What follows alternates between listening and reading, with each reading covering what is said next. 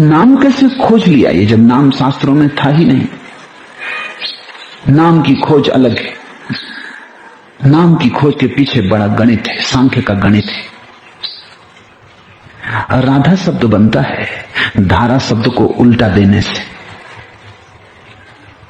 योगियों की खोज है कि धारा का अर्थ होता है बहिर्गमन।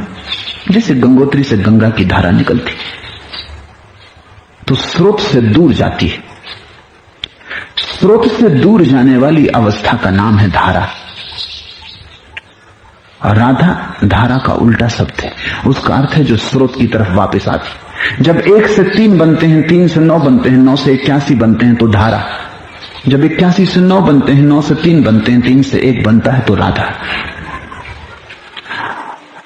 राधा योगियों और सांख्य अनुभोक्ताओं के अनुभव से निकला हुआ शब्द है।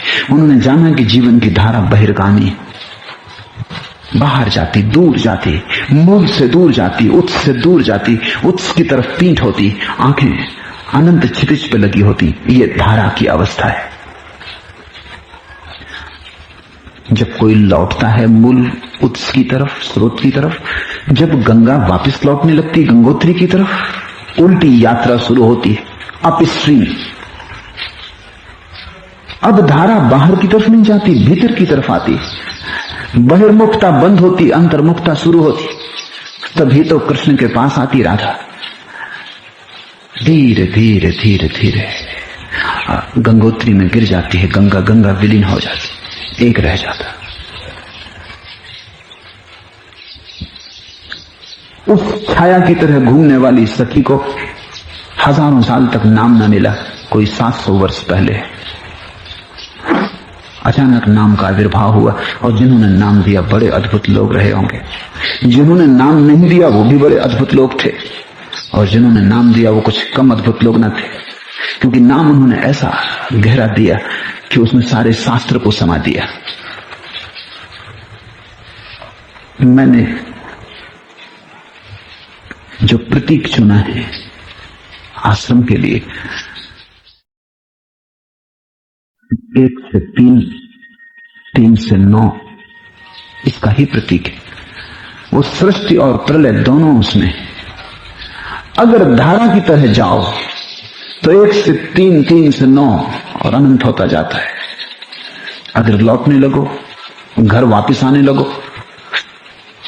तो 9 से 3, 3 से 1 हो जाता है।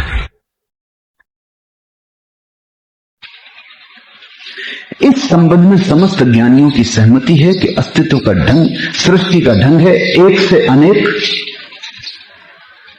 3 पहला पड़ाव, और फिर प्रलय जब सृष्टि सिकुड़ती है और यात्रा समाप्त होती है, लीन होती है, सृष्टि की रात आती है, ब्रह्मा का दिन पूरा होता है, तब फिर एक पड़ाव है, आखिरी पड़ाव 3। पहला पड़ाव भी 3 है, आखिरी पड़ाव भी 3 है। इसलिए 3 बड़ा महत्वपूर्ण है। ट्रिनिटी, त्रिमूर्ति, त्रिकुटी, त्रिपुटी। महावीर के त्रिरत्न, बुद्ध की त्रिशरण, लाओसे के 3 ट्रेजर्स, वो सब 3 पर उनका जोर है, क्योंकि वही पहला पड़ाव है, वही अंतिम पड़ाव। वहीं से तुम शुरू होते हो, वहीं तुम समाप्त होते हो, क्योंकि फिर एक में तो परमात्मा ही बचता है।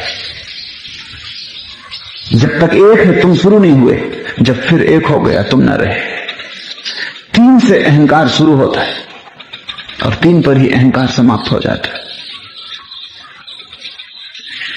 ये जो सांख्यों ने 3 सूत्र खोजे वो हैं सत्व, रज, तम।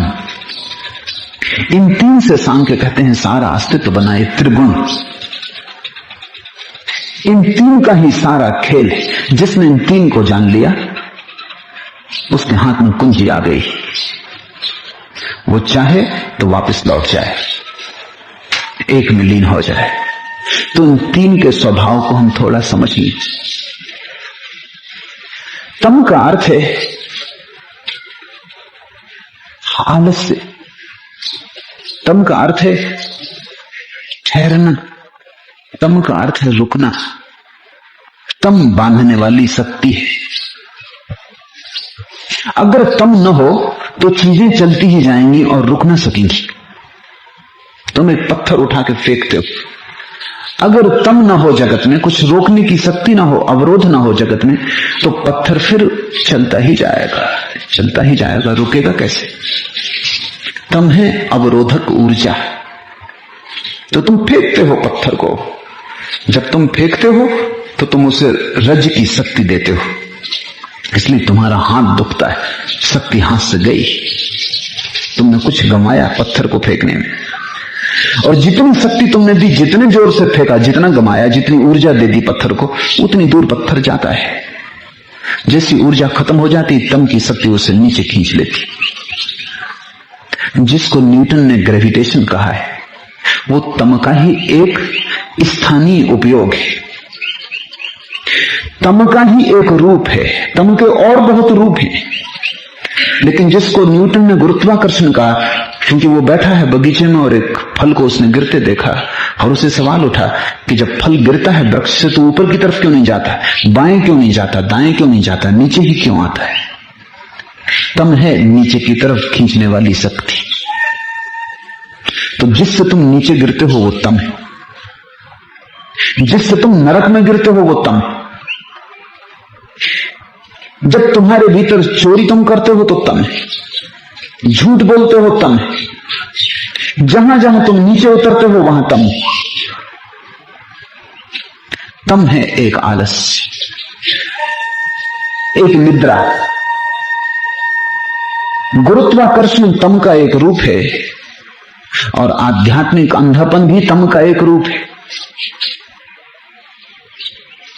जिन्होंने भी समाधि जानी वो कहते हैं हल्के हो गए, जैसे पंख लग गए, आकाश में उड़ जाएं। जब तुम्हारे भीतर भी ध्यान थोड़ा गहरा होगा तो तुम अचानक किसी दिन पाओगे बैठे बैठे जैसे शरीर जमीन से ऊपर उठ गया। आंख खोल के पाओगे जमीन पर बैठा है, सोचोगे भ्रांति हो गई, कल्पना हो गई, फिर आंख बंद करोगे, फिर थोड़ी देर में पाओगे शरीर ऊपर उठ गया। शरीर नहीं उठ रहा है, लेकिन तम की शक्ति कम हो रही, इसलिए भीतर अनुभव होता है जैसे शरीर ऊपर उठ गया, हल्का हो गया। जितना तमस होगा उतना बोझ होगा। लोगों को चलते देखो, ऐसे चल रहे हैं जैसे सिर पे बोझ रखे हो, बोझ बिल्कुल दिखाई नहीं पड़ता। वो तम का बोझ, उसे तुम किसी तराजू पे न तोल सकोगे। वो आत्मिक बोझ, वो चिंताओं का बोझ, दुर्गुणों का बोझ, गलत आदतों का बोझ है, गलत संस्कारों का बोझ, गलत संबंधों का बोझ है, गलत निर्णयों का बोझ है। वो सब बोझ वहां है, वो सब तमस का फैलाव है। तमस यानी जो रोकता, तमस यानी जो अटकाता, तमस यानी जो अवरोध बनता।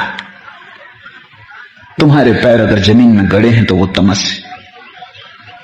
तुम अगर अपनी चेतना स्थिति में ऊपर नहीं उठ पाते तो तमस का बहुत वजन है। तमस जरूरी है, याद रखना, क्योंकि तमस के बिना जीवन ना हो सकेगा। पर उसकी एक सीमा जरूरी है, जैसे नमक भोजन में जरूरी है, पर नमक ही नमक का भोजन करने मत बैठ जाना। और माना कि नमक के बिना भोजन बेस्वाद लगता है, लेकिन इससे तुम ये गणित मत बिठाना कि नमक ही नमक खाओगे तो बहुत स्वाद आएगा। गणित सीधा है, नमक के बिना भोजन बेस्वाद लगता है, इसलिए स्वाद नमक में है, तो नमक ही नमक खाओ, स्वाद ही स्वाद मिलेगा। तमस जरूरी है, परिहारी है, लेकिन उसका एक निश्चित अंश, और जिस दिन कोई व्यक्ति उसके निश्चित अंश को पहचान लेता है उस दिन तमस का भी उपयोग शुरू हो जाता है। फिर तमस तुम्हें रोकता नहीं, फिर पत्थर सीढ़ियां बन जाती, फिर तुम ऊपर जाने के लिए भी तमस का उपयोग करते हो, क्योंकि पत्थर पे भी तो पैर जमाना पड़ेगा। एक सीढ़ी से तुम पैर उठाते हो, एक पैर उठाते हो, एक पैर को तो तुम जमाए रखते हो, और जब तुम एक पैर उठाते हो तो दूसरे पैर को ठीक से जमा के रखना पड़ता है, वो तमस का उपयोग है। फिर दूसरे को तुम ऊंची सीढ़ी पे जमा लोगे ठीक से, तब पहले पैर को उठाओगे, वो भी तमस का उपयोग है। तमस नीचे ला सकता है अगर अतिशय हो जाए, और तमस ऊर्ध्वारोहण बन सकता है अगर समझ पूर्वक उसका उपयोग किया जाए। कोई योगी तमस को काट नहीं डालता, सिर्फ तमस का सम्यक उपयोग सीखता है। अति मारता है, सम्यक उपयोग सदा सहयोगी है, साथी। वैज्ञानिक भी कहते हैं कि तमस के बिना अस्तित्व नहीं हो सकता है। वैज्ञानिकों ने भी पदार्थ के अन्वेषण में इलेक्ट्रॉन, न्यूट्रॉन और पॉजिट्रॉन की विभाजना की है, और वो कहते हैं इनमें से एक रोकता है, अन्यथा परमाणु विस्फोट हो जाए। रोकने वाला तत्व चाहिए जो बांध के रखता है, रस्सी की तरह।